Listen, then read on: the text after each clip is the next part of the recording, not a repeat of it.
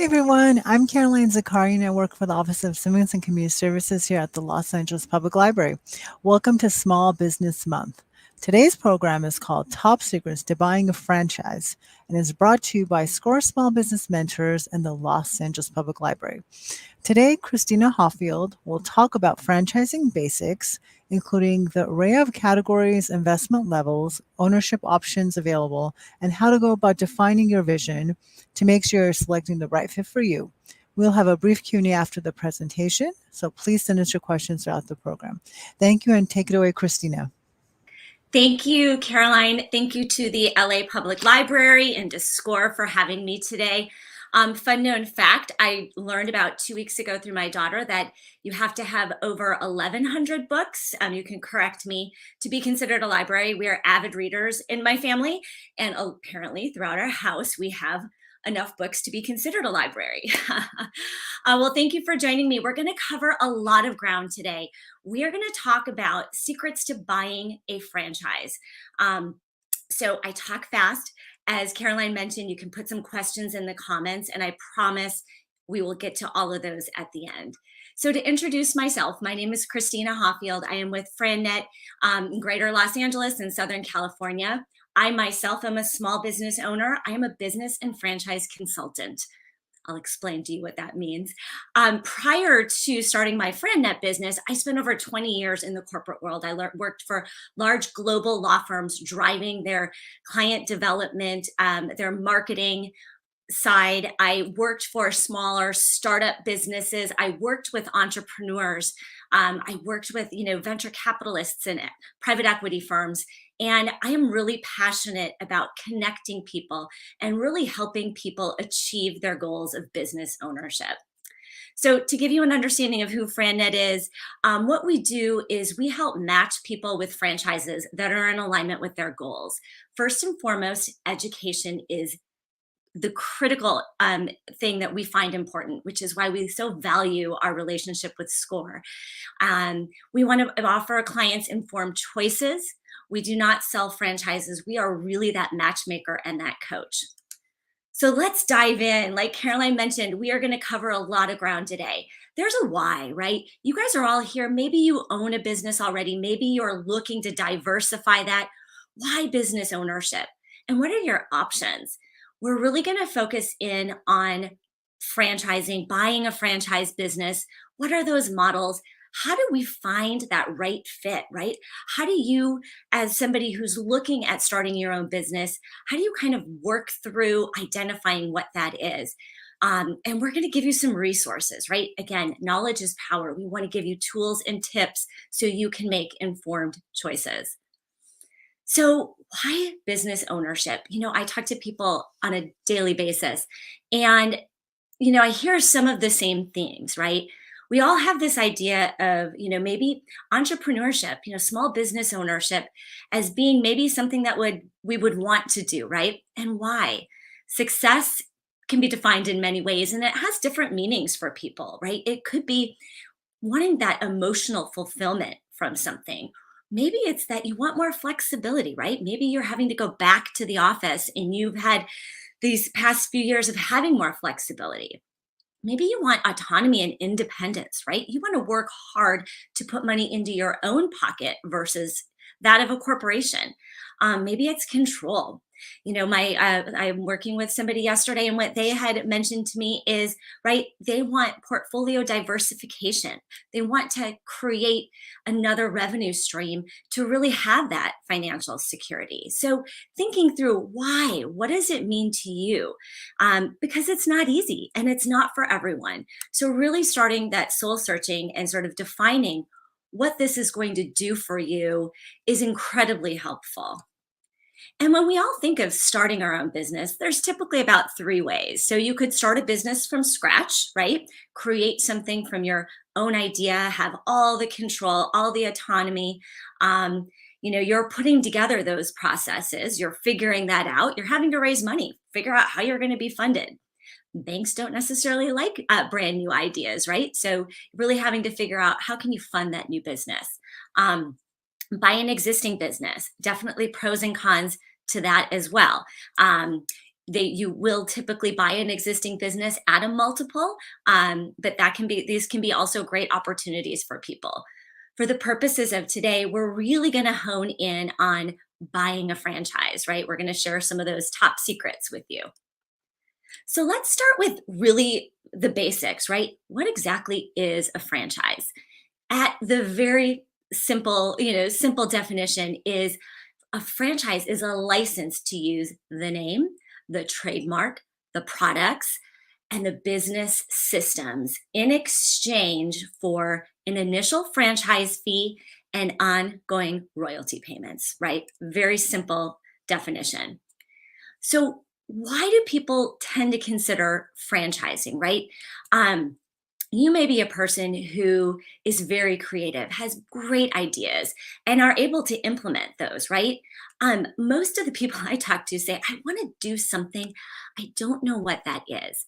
A franchise allows you to be a part of something where you have these proven business systems, right? You're not having to think, what is my go to market strategy? How am I going to acquire clients? How am I going to bill my customers? What kind of software platform am I going to need to do my accounting on? Let's say you have to find real estate, right? What do we go about that? How many square feet do I need? What kind of equipment do I need, right? A franchise provides you with all of that: the marketing, the sales, the operations, the training, right? And the continued ongoing support. Organizations, according to the Small Business Administration, do have a greater success because of those systems than starting something from scratch or even buying an existing non-franchised business. But again, it is all about the business systems. What are the franchisors looking for, right? We may be looking to, get involved in a franchise, but they also are looking for people who are willing to follow that system. And that starts from your very first phone call. So they want to see people who are willing to follow their process. And they want people to focus on their core skills of growing a business. So if you are buying a commercial cleaning business, for example, right? You're not necessarily going to be cleaning the bathrooms, but you are going to be building the organization. You are going to be hiring, you're creating the culture. Maybe you're managing a sales team, right? There's all different roles, but really and truly, ultimately, what the franchisor wants is people who are going to focus on growing their business. So you don't have to have industry experience. As a matter of fact, it's something like 80% of people who buy a franchise do not have the experience in the industry that they're in. That's because they're bringing these transferable skills to the table, right? They're bringing their leadership, management, communications, HR. Think through, what are your transferable skills, right? How do you want to be involved?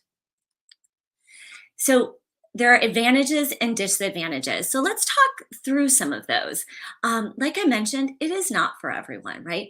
While it is a safer vehicle, you are still having to work hard. It is still a risk. There are ways we go through and research to help mitigate those risks, but it isn't for everybody. So if you are somebody who says, hey, I got to create my own rules, right?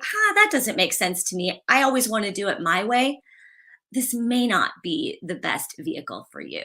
But if you're willing to work within some guardrails and follow a process, this could absolutely be a great fit. So, some of the advantages of buying a franchise is name recognition, licensed trademarks. You may be starting a business in a new market, right? Maybe we're in California. Some of you are, some of you aren't. But oftentimes, businesses don't come here first. So you may have seen something in Arizona or Nevada and you're starting it here locally. But it is that trademark and that name recognition. And I mentioned before, proven business system for starting and staying in business. Franchises are also governed by the Federal Trade Commission, and so they are required to file a franchise disclosure document. I'll explain to you later what that is and sort of what the value is. It's legal, It's a couple hundred pages. I won't get in the weeds, but I'll give you the high level. And typically, like I mentioned, there is a lower failure rate because of the systems. They provide training and support. Again, as we're researching the businesses, we're going to find out how much support they have, how continued that support is. They have marketing expertise, right? Right now, so much is done via marketing, right? Pushed out through social media, pushed out through SEO marketing. So they have that. You, as a business owner, aren't being asked to kind of come up with what that marketing strategy is. And purchasing power, right? There are some organizations that are, conglomerates. They have a couple of different business units, right? So they are able to buy products, services. Some of them are even able to offer benefits for their franchisees and for the employees, right? So they have that larger purchasing power in some cases. And lenders and banks like franchise businesses. There are a ton of funding options out there, SBA specifically on the franchising side. We'll talk through more of them a little bit later in the presentation, but definitely things to consider. Some of the disadvantages, well, there is a license fee and there are royalties that you will pay on a monthly basis. There tend to be fewer industry options than, coming up with your own creative idea. And there are rules and restrictions. Could be, the products or services that you can sell. Could be territory restrictions, right? Some are more flexible than others, but there are typically going to be those restrictions. So, for example, if you own a hair salon, and let's say you really like this, shampoo product line, well, you can only sell what the franchisor has for you to sell. You can't kind of find your own things to sell. So some of those rules and restrictions. So again, territory restrictions in many cases. They will have that structured operating system, right? Here's how we go to market. Here's how we sell. Maybe we have a call center to take those calls. So really important to kind of find out what are the nuances of the different businesses that you're researching. And you are starting a new business, right? You are not going to leave a six-figure job and walk into a new business that you're starting from scratch and expect to immediately, be making that six-figure salary. So you have to recognize that there is a ramp-up time when you start a business. Those things are possible, right, to get that salary back. However, there is that ramp up time. So things to consider. So oftentimes people think of franchising as maybe being like, the golden arches or the $6 foot long. I don't know with inflation if it's, now $10 foot long. But I think people are surprised to learn that there are over 4,000 different franchise businesses in over 90 different industries, right? Great veteran opportunities. We're seeing an increase in women-owned businesses. So there are a lot of breadth and depth of businesses out there, and we'll talk about some of them in a minute.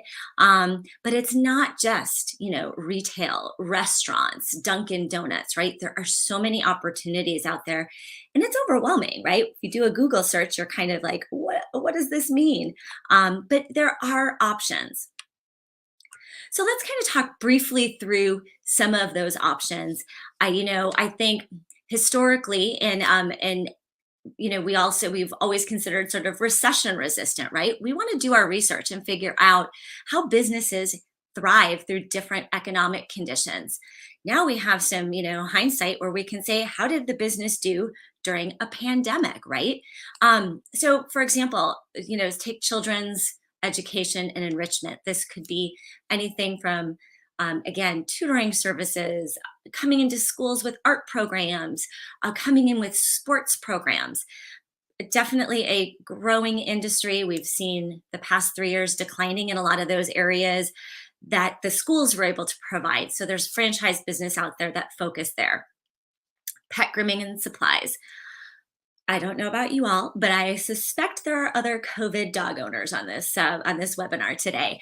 I became one and realized quickly how we love our pets and how we want to do everything to take care of them, whether it's walking them, grooming them, boarding them, getting them the right food and supplies, right?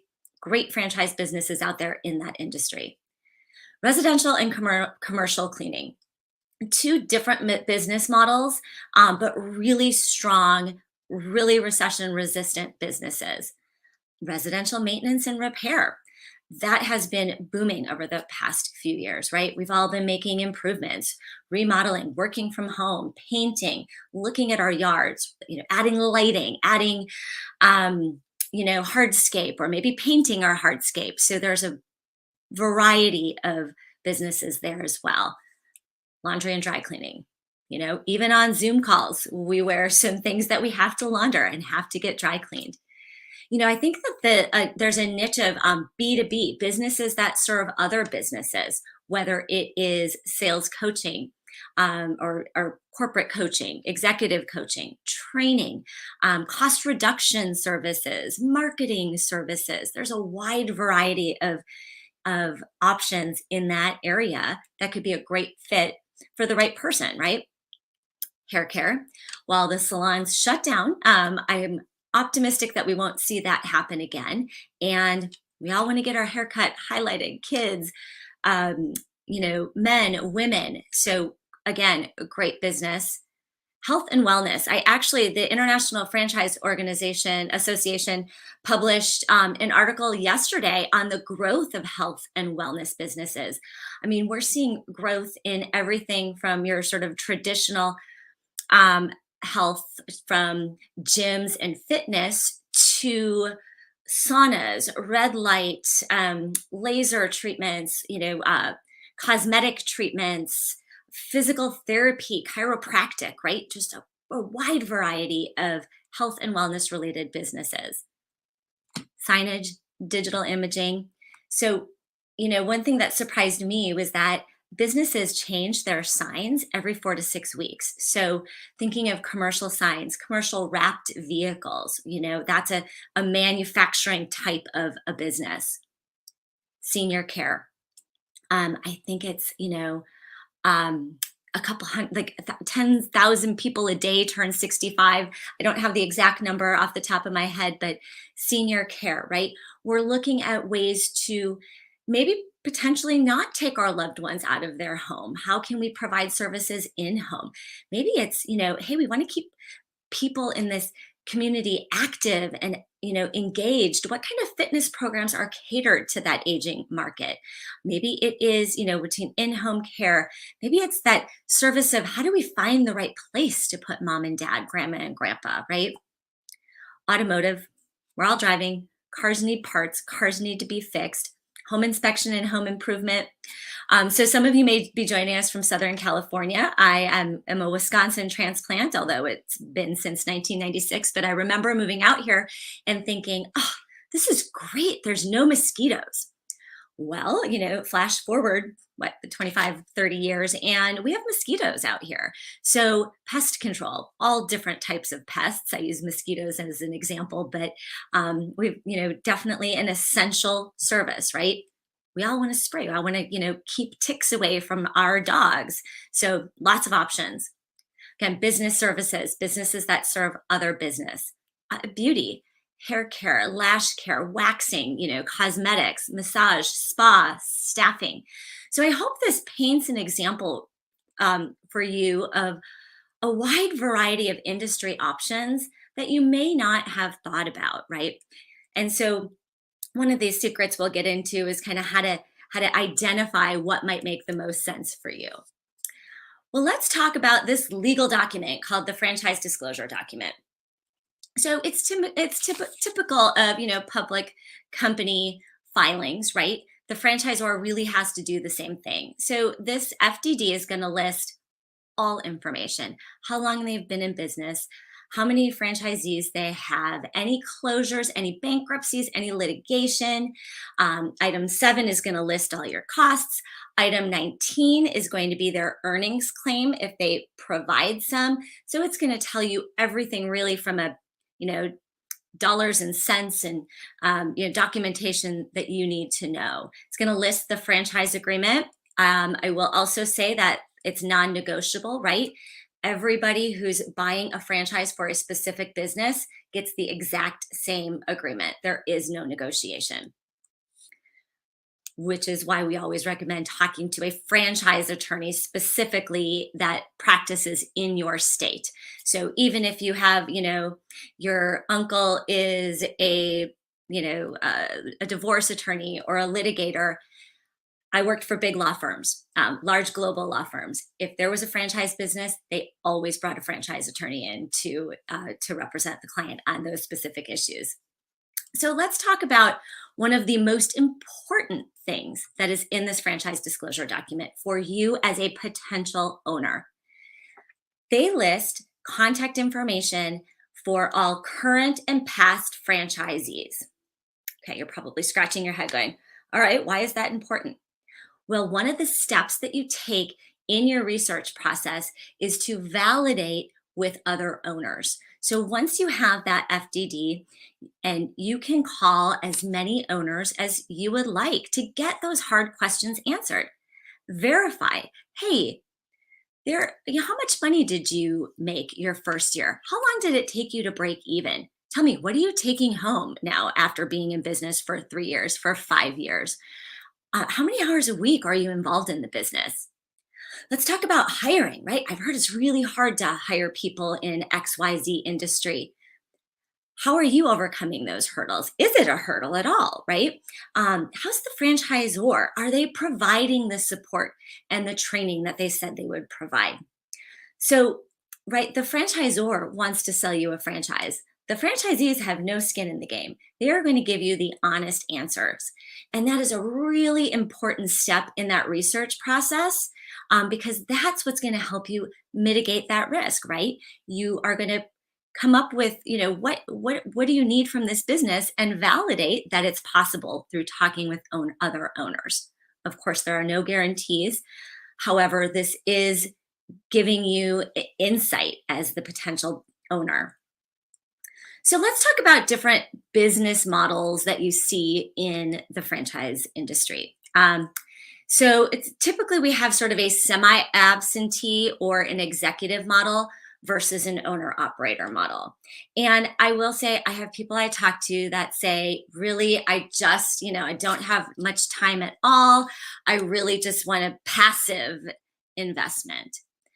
I will tell you that if you're going to invest 50, 100, 250, 350, $1,000 on a business, then put your money, if you want something that's more passive, put your money in the stock market, right?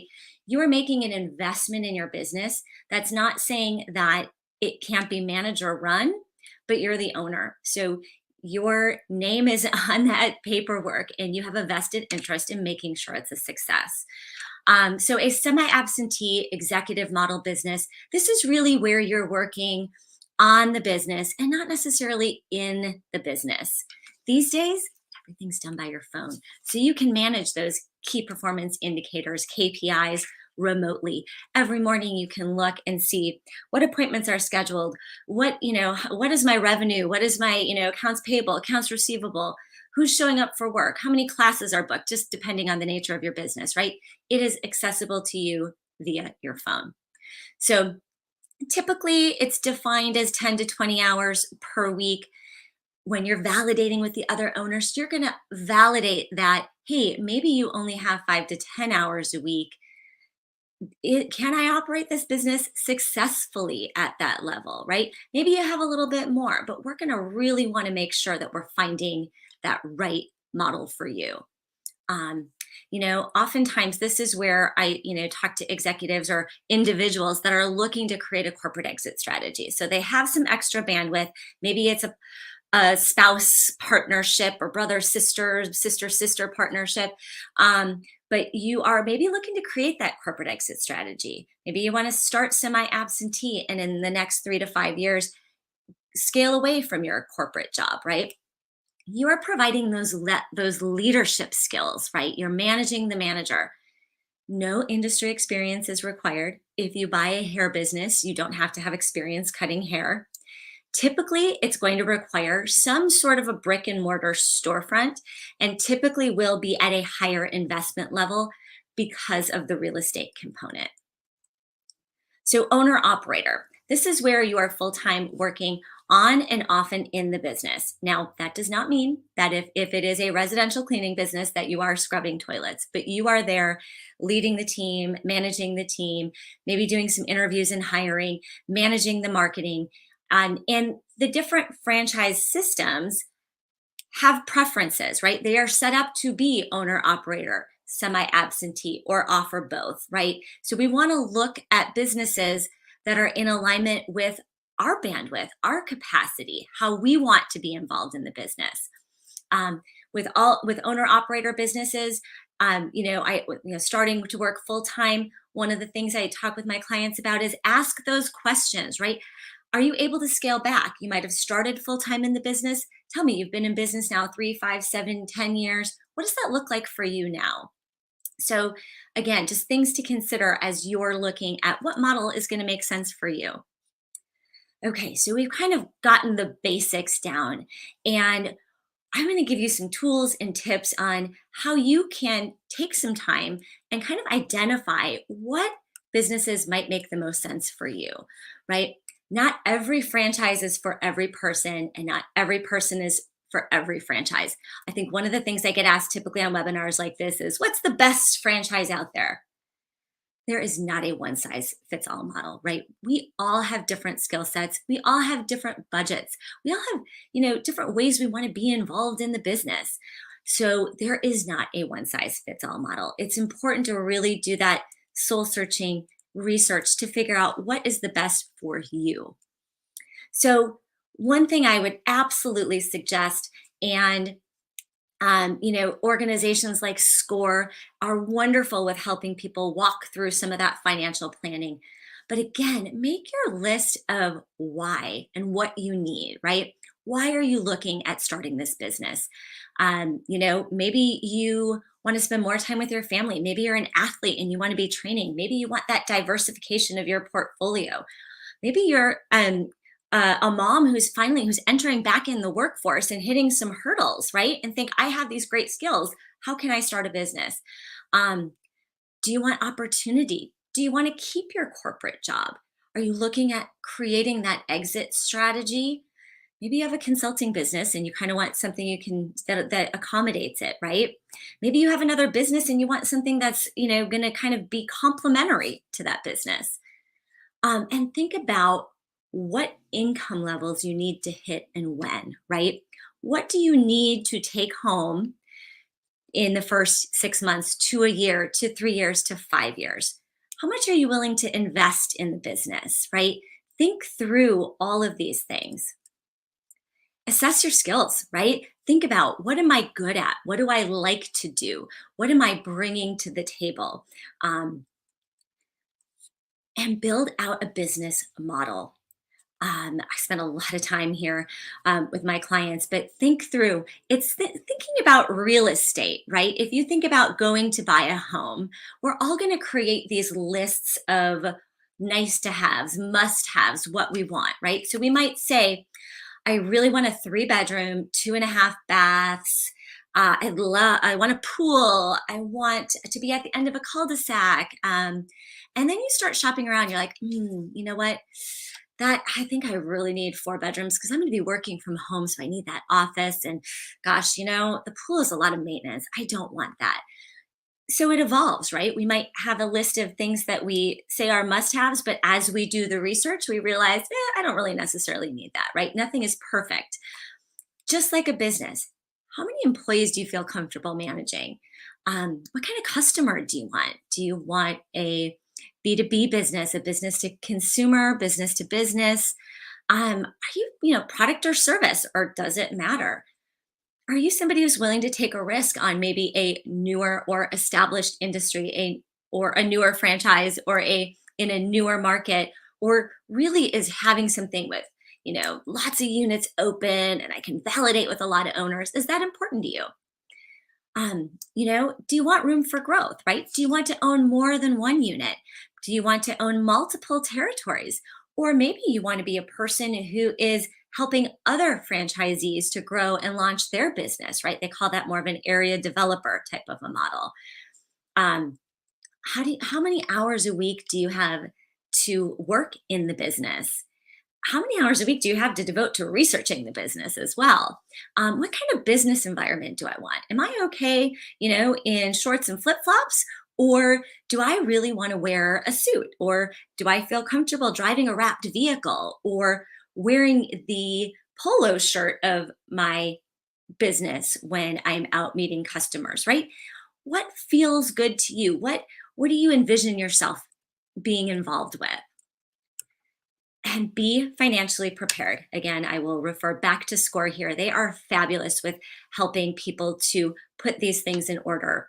It's really important to consider the fact and remember that there is no automatic correlation between the amount you invest in the business and the potential return, right? We want to, oftentimes a home-based service business will have less, uh, lower overhead than a brick and mortar business. It's just finding what that right fit is for you. And I think people are surprised to know that almost half of the businesses out there are under $250,000. So typically when you're getting involved in a business that's 80, 100 ish, 150 ish, particularly here in Southern California, if you're here, we tend to be on the higher side, right? They'll give you a range. California, you can expect everything's on the high side of that range. But typically, those lower cost businesses are going to be businesses that may be home based, may have a smaller office, and are going to be more of that owner operator model where you, as the owner, are maybe starting as in more of a client relationship business development type of a role.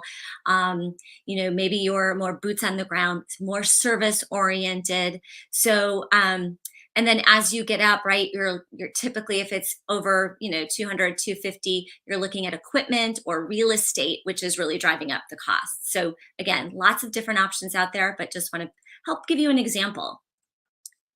So sit down. If it's you, if you have a family, sit down and determine what does your financial situation look like, right?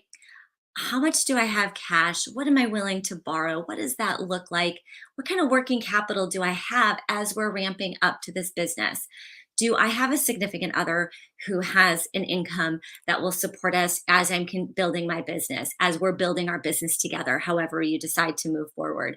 And think about what those funding options are. The franchisors have minimum net worth and liquid capital requirements as well.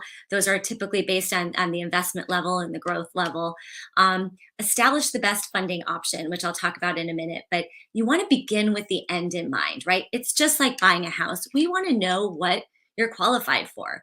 And, I remember getting pre-qualified for my first home going, that's more than I want to spend, right?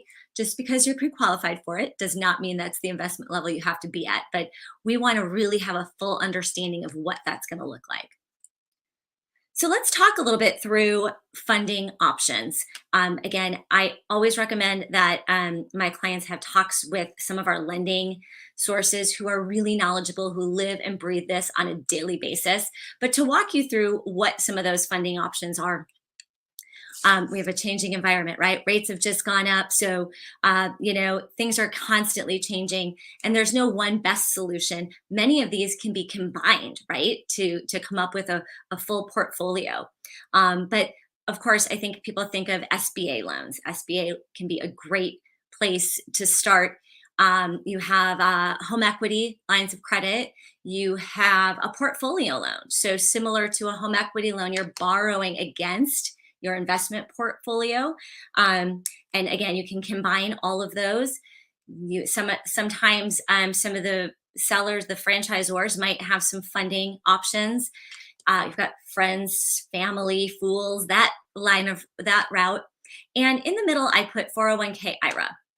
So this is a funding vehicle called ROBS, Roll Over for Business Startup. Write that down. You can Google it.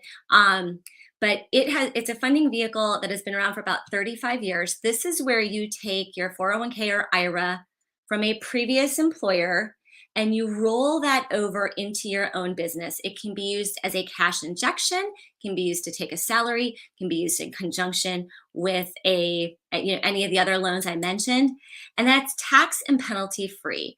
So if you think about it, the way it was best described to me was, let's say I work for Netflix and I have my Netflix 401k, and then I get a job with HBO, or and I roll my money into HBO's 401k.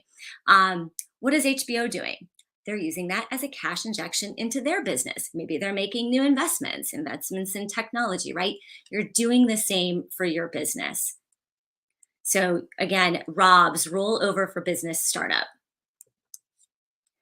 And, I think it's also a really important thing to separate the function of the owner versus the function of the business, right? So I'm going to throw out residential cleaning. Not a very sexy or glamorous business, right? Most people don't wake up every morning and think, gosh, I really want to own a cleaning business and go in and scrub people's toilets, right? That is not the necessarily what most people are waking up thinking about. But when you look at the business side, when you look at being an owner of that business, it's scalable. Right now, so much is done online via your phone. There's ways that some of the businesses have appointments being set up, very technology driven, right? Maybe you have good sales, leadership, hiring. You want to build and grow a team, right? So think about that business, and you want to choose a business because you have the skills, those transferable skills. It fits your budget, it's affordable to you, and it fits your business model, right? Maybe it gives you flexibility, which is the most important thing to you. Maybe you don't have any time during the day, but you have nights and weekends available, right? What does that look like for you? And let's find businesses that are in alignment with that. And consider growth. We talked about some of these industry options, but as we are, looking for maybe mitigating some of that risk, we want to look at those businesses that have proven to be successful during different economic times, right? Recession resistant, pandemic resistant. I don't think anything is, recession proof except maybe, I don't know, a remediation company, right? We're all going to have water leaks and and things like that in our home that are going to need to be fixed regardless of the economy. But really important to consider growth. Understand the earning potential of the business. So we are going to get these answers by talking to the franchisor, the franchise developer who's trying to sell you the business, and talking to the other owners. And again, no automatic correlation between the investment amount and the profit it can return. We want to focus on net cash flow and not gross sales, right? You want to look at what those margins are. How is that business cash flowing? Maybe this is a recurring revenue model, right? What does that model look like? Consider, if you do have a day job and you're not necessarily ready to leave that, consider a business that, you may be able to have a manager run and you use this as a semi-absentee business. And it's also really important to understand the resale value of your business, right? We are all in this, most of us, to make money. And we want to know that at the end of the day, when we go sell our business, we can sell that business at a multiple, right? So I always encourage my clients too to talk to people who have sold their business. Ask them, how did that selling process go? Did you have franchisor support? Did you sell it for a multiple? And what was that multiple? So always important, again, begin with the end in mind. We have to plan for success. Follow the franchisor's validation process. So they are going to lay out a process for you, whether it is watching videos, joining calls, having calls with them. There's a point where you're going to go and visit and meet the people that you're going into business with, right? We want to make sure we follow their validation process. And again, they always say, right, a franchise is awarded, it's not purchased. So as much as we're interviewing the franchisor, they are interviewing us and seeing, is this a person who is showing up to meetings and who can follow our process? So additional resources. Again, if you are along this path, if you are going along this path, always really important to consult a state law, somebody who practices franchise law in the state where you reside. Contact your CPA or your financial planner. Contact your local SCORE office or your local SBDC office, right? We want to get as many resources as we can because really everybody is here to help set you up for success. Some great reading on franchising. Built to Sell, again, talks about creating that value. Street Smart Franchising gives a lot of what I talked about, sort of the pros and cons and some of the basics. So there are resources and tools out there, and I encourage you to take advantage of those. I will refer you to SCORE in Los Angeles. If you have any questions, if you need any additional information, please contact the SCORE office. Please contact your local SCORE office. We are all here to help you succeed. And with that, I'm going to thank you very much for your time, and let's open it up for questions and comments. You can put any questions and comments in the comment section and be happy to answer. Okay, great presentation, Christina. I learned a lot. I love the background you have with the books. Oh, thank you. My It's like library. I love that. I want to have that library background, and I work in a library, but Yeah. Okay, let's get to the questions. So let's see. Okay, the first question we have, let's see. It's what is the best franchise out there? You Yes, mentioned something, yeah. I did. And there is not a best franchise. It is going to be different based on you and what you're looking for and what your skills are and what your budget is and how you want to be involved in the business. You can do a Google search all day, right? We can Google and say, oh, what's the best this? What's the best up and coming here? Or what's this? But really, we're not going to know what their model is, right? Is it owner operator? Is it semi-absentee? You've got to do that research. And I think, again, it's starting to put together all this information I talked about that's unique to you when you're going to be embarking on that. Okay, perfect. Thank you. Let's see what a next question.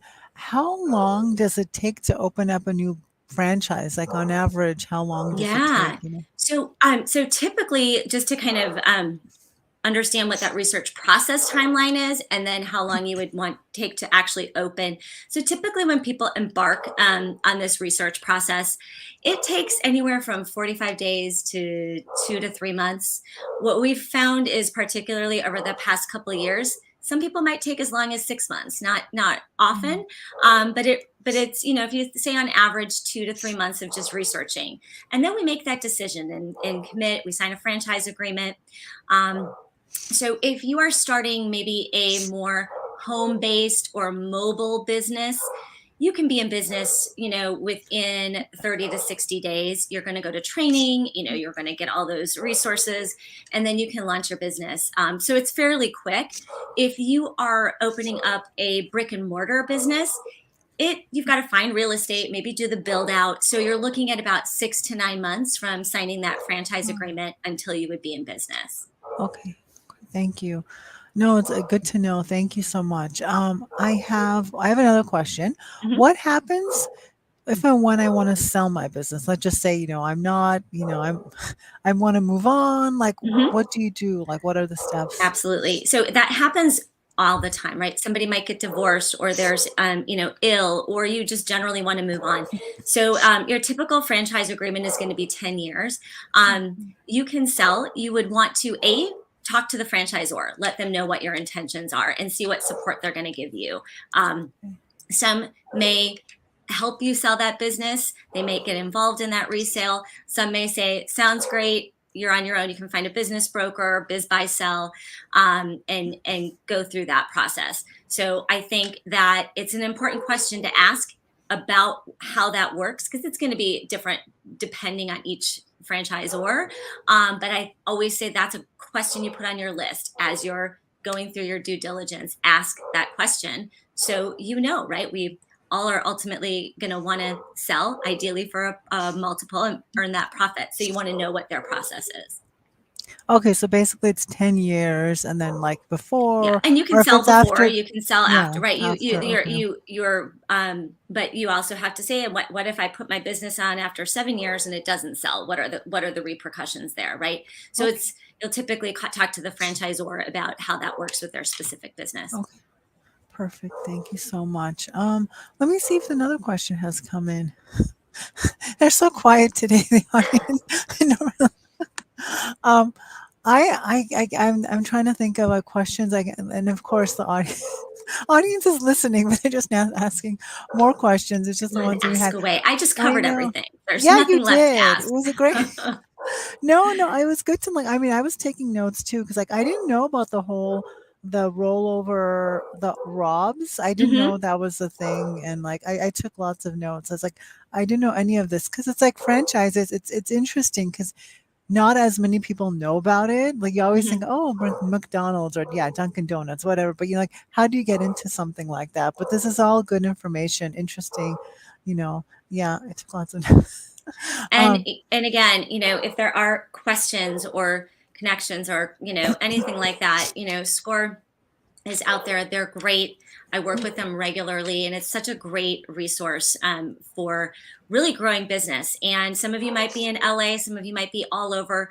There is a Score chapter, everywhere in the country. So really just encourage you to get involved, get on their mailing list. They have great resources, great webinars and presentations. So I've joined, I learned about how to use QuickBooks, and joined a online marketing webinar through Score. So really great resources. No, we love SCORE. We always do. We love to do presentations, and we have some coming up. It's a SCORE SBA, but we have some coming up later on in the month. But yeah, we Good. love our SCORE partners. Like they're all wonderful. So good. Yeah, yeah. So okay, so I'm gonna close it up now. So if anyone missed any part of this presentation, this is an important part. You can always view it again, or just want to see the whole thing again. It's going to be on our YouTube channel. So the website, it's youtube.com/Los Angeles Library, and then it'll be on there.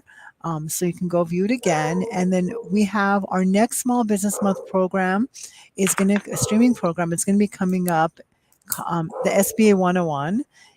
It's Monday, May 15th at 12 p.m. It's the same thing on this YouTube channel. And then if anyone wants to find out more about this program or any of our other Small Business Month programs, we have a website. So it's lapl.org/small business. And then there's like resources, there's like books on there on small business, all sorts of things on small business. And in our homepage, you can click on it, and that's the direct link. So I want to thank Christina again for a great presentation. We learned a lot, and I hope everyone has a great rest of their day. Thank you, Christina. Thank you very Bye. much for having me. Bye bye.